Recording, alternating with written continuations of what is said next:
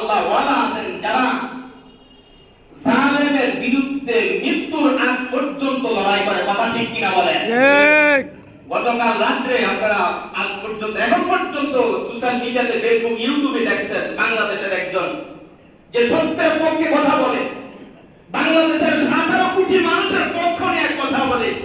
শরীফ ওসমান হাদিকে গুলি করা, হত্যা করা হয়েছে কেন? জালেমের বিরুদ্ধে সে কথা বলে। কথা ঠিক কিনা বলেন? ঠিক। আজকে বাংলাদেশের অনেক মানুষ, লক্ষ কোটি মানুষ তার জন্য দোয়া করতেছে।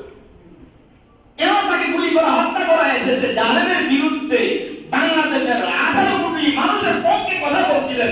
এই জন্য জালেমরা সহ্য করতে পারে না, প্রকাশ্যে দিবালোকে রাস্তায় গুলি করে হত্যা করা হয়েছে। কথা ঠিক কিনা বলেন? ঠিক। কিসের কারণে? জুলুমের, মানুষের জুলুম করে ক্ষমতার লোভ পায়া সে সত্যের পক্ষে কথা বলছে। ঠিক তেমনি ভাবে সাইদ মানুষের পক্ষ নিয়া, দেশের পক্ষ নিয়া এই জালেমের বিপক্ষে কথা বলছিল। সাইদ ইবনে জুবাইর কি কথা বলছে?